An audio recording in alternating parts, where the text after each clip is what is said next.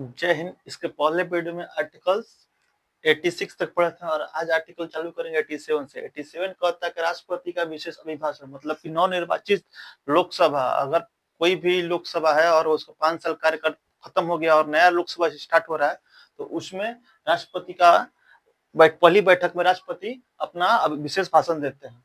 और आर्टिकल 88 में कहा गया कि महान्यायवादी को बोलने की शक्ति, परंतु वो मतदान नहीं करता। आर्टिकल 77 में था कि महान्यायवादी, लेकिन 88 में कहा गया कि महान्यायवादी किसी भी सदन में बैठ सकता है, लेकिन बोल सकता है, लेकिन मत नहीं दे कर सकता है। 89 में कहा गया है कि राज्यसभा के सभापति एवं उपसभापति, यानी राज्यसभा के सभापति, राज्यसभा के सभापति मतलब कौन होते हैं? राज्यसभा के सभापति भारत के उपराष्ट्रपति होते हैं और इन्हें राज्यसभा के सभापति कहा जाता है। ये बहुत से ऐसे एग्जाम में क्वेश्चन पूछा जाता है कि ऐसे कौन से सभापति हैं जो किसी सदन के सदस्य नहीं होते हैं, तो राज्यसभा के उप राष्ट्रपति का चुनाव निर्वाचन होता है, न कि वो राज्यसभा से चुने जाते हैं। इसलिए राज्यसभा के सभापति उपराष्ट्रपति होते हैं और उनका और उप सभापति भी होते हैं।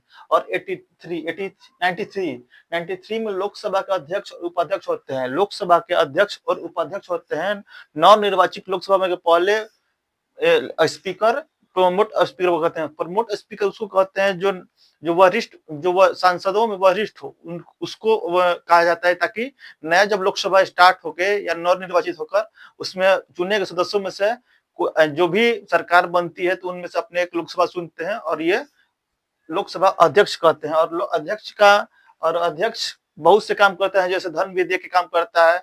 लोकसभा दोनों सदन के, अगर दोनों सदन के बैठक में उसकी अध्यक्षता लोकसभा अध्यक्ष करता है। 89 में संसद का सचिवालय जैसे हर राज्य में सचिवालय होते हैं, उसमें संसद का भी सचिवालय होता है। और ये किसके अधीन होता है? तो ये लोकसभा के अध्यक्ष मतलब स्पीकर के अधीन होता है।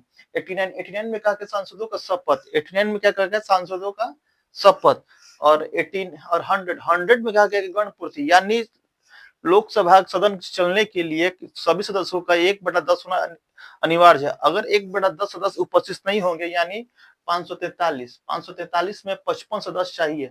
अगर 55 सदस्य नहीं रहेंगे तो लोकसभा की कार्यकाल नहीं चलेगा उस दिन।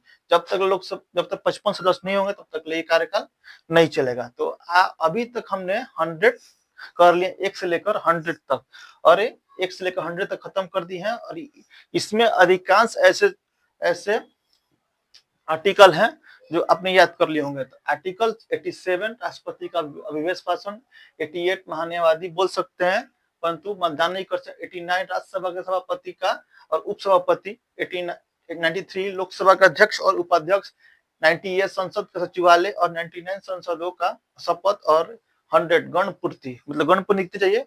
1/10। और इसके आर्टिकल अब आते हैं 108, 109, क्योंकि इसके आगे आर्टिकल लगातार नहीं पूछते हैं, रेंडमली पूछते हैं। जैसे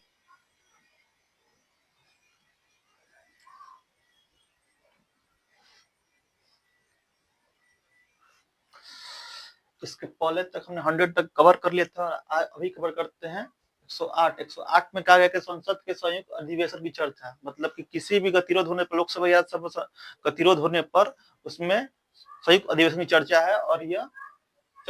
और ये इसमें 108 में संसद के संयुक्त अधिवेशन की चर्चा होगी। और इसके बुलाएगा कौन? तो राष्ट्रपति बुलाएगा। और ये अध्यक्षता कौन करता है? अध्यक्षता लोकसभा के अध्यक्ष करते हैं। और 110 में क्या? धन विधेयक की परिभाषा है, यानी धन विधेयक का टैक्स कैसे बढ़ाया जाए या घटाया जाए, या किसी देश से हमने ऋण लिया है या वर्ल्ड बैंक से ऋण है तो उसको देने में, इसलिए कहा गया कि संचित निधि पर ये चर्चा होती है। और ये धन विधेयक परिभाषा 110 में आता है। 111 में आता है कि वित्त विधेयक की अनुमति। वित्त विधेयक मतलब राष्ट्रपति वित्त विधेयक अनुमति देता है। जैसे मान के चलिए कि निलंबनकारी वित्त हो, कोई भी विधेयक आया तो राष्ट्रपति उसको पुनः फिर से बोल सकते हैं कि आप इस पर थोड़ा सा देख लीजिए कि क्या गलती सही है, जो भी है उसमें अपना देख लीजिए। निलंबनकारी वित्त होता है। और एक होता है पॉकेट विड्रो, यानी जैन ने डाक विभेदक में संशोधन करने के लिए पॉकेट विड्रो का प्रयोग किया था, तो वही कहते हैं पॉकेट विड्रो। या हम मतलब लौटा नहीं सकते हैं, ना ही उसको अपने पास रख लेते हैं, उसको हम भेज नहीं सकते हैं, ना उसको पारित कर सकते हैं, तो उसे कहते हैं पॉकेट विड्रो। और 112 में कहा गया है कि वित्त विधेयक मतलब कि वार्षिक विधेयक।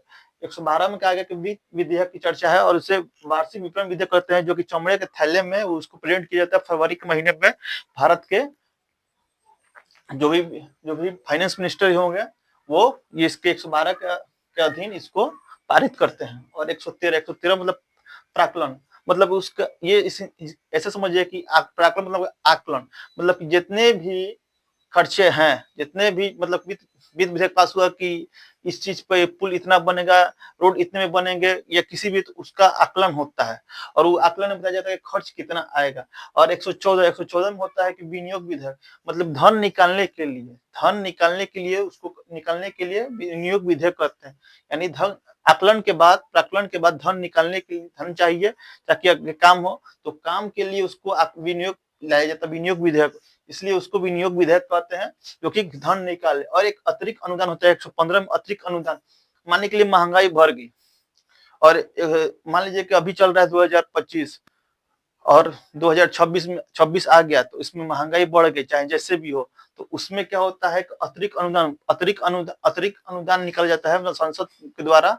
अतिरिक्त अनुदान महंगाई के द्वारा, महंगाई बढ़ती है तो अतिरिक्त अनुदान निकालने के लिए 115 आर्टिकल प्रयोग करता है। और आर्टिकल 116 लेखा अनुदान विधेयक, यानी मान के चलिए कि संसद सत्र में नहीं है, इस संसद सत्र नहीं चल रहा है या नया लोकसभा निर्वाचित नहीं हुआ है, तो उसके लिए लेखा अनुदान आता है और वो एडवांस में पैसा निकालने के लिए, तो इसलिए कहा कि लेखा अनुदान विधेयक एडवांस में पैसा निकालने के लिए। तो 108 हो गया संसद के संयुक्त अधिवेशन की चर्चा, 110 हो गया धन विधेयक की परिभाषा, 111 हो गया विधेयक की चर्चा अनुमति, और 112 हो गया वित्त विधेयक, 113 हो गया प्राक्कलन मतलब की आकलन, और 114 हो गया विनियोग विधेयक, 115 हो गया अतिरिक्त अनुदान, 116 हो गया लेखा अनुदान विधेयक।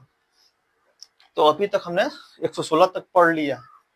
आगे नेक्स्ट देखते हैं विधेयक।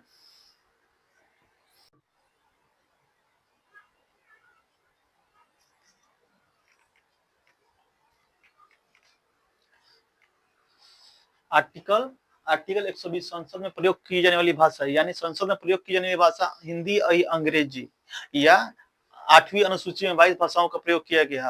अगर इसमें हिंदी अंग्रेजी से कोई अगर नहीं आता है भाषा लैंग्वेज, तो आप 22 भाषाओं का प्रयोग कीजिए सकते हैं।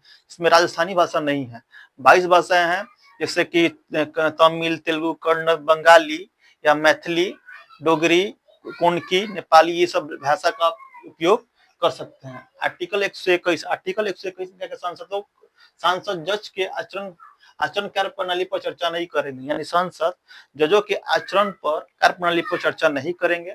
और इसी का उल्टा 122 में कहा गया है कि न्यायालय संसद की कार्यवाही प्रणाली पर जांच नहीं करेगी, यानी न्यायालय संसद की कार्यवाही मतलब कार्यवाही प्रणाली पर जांच नहीं करेगी। और 123 का राष्ट्रपति का अध्यादेश 6 महीने तक चलता है, अगर सत्र ना हो तो 6 सप्ताह तक, अगर सत्र में आ गया तो 42, सत्र ना हो तो 6 महीने तक चलता है। और आर्टिकल 213 इसका उल्टा, 1, 2, 3 का मतलब 2, 1, 3, यानी राज्यपाल का अध्यादेश जारी करता है। राज्यपाल और राष्ट्रपति ये दोनों अध्यादेश जारी करते हैं, 123 से राष्ट्रपति और 213 से राज्यपाल।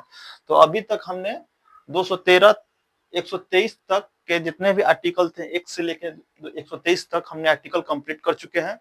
और आगे अब आर्टिकल 124 से चालू होगा, जो कि सुप्रीम कोर्ट के जज और उनके कार्यप्रणाली पर चर्चा है।